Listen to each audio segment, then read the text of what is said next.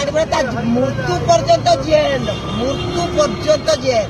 ଖାଇଲା କିଏ ଦେଶରେ ଆମର ଦେଉଳ ଚାବି ଖାଇଲା ବାଡ଼ିପୁରା ପାଣ୍ଡିଆ ପାଖରେ ଅଛି ଦେଉଳ ଚାବି।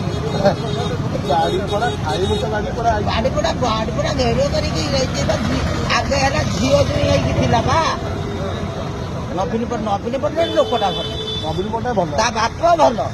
କିନ୍ତୁ 15 ବର୍ଷ ହେଲା ନବୀନ ପଟ୍ଟନାୟକ ପୁରା ମୋକ କରିକି ରଖିଦେଇଛି। ଗୋଇଠା ମାଇଲା, ମାଡ଼ ମାଇଲା। କିଏ ଏ ବାଡ଼ିପୁରା ପାଣ୍ଡିଆ କାଠି ଚୋର ନେଇକି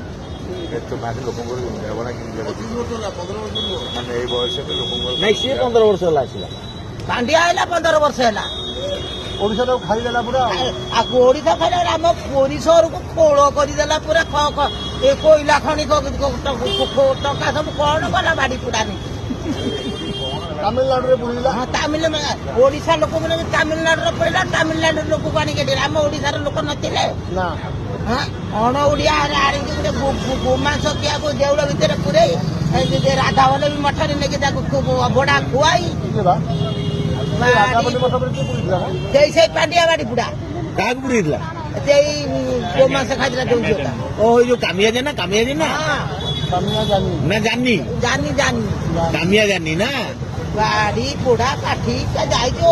ମତେ ତ ଏତେ କଳି ଯୁଗର କଳଙ୍କି ଅବତାର ଧଇଲେ ଜଗନ୍ନାଥ। ଓ ବାବା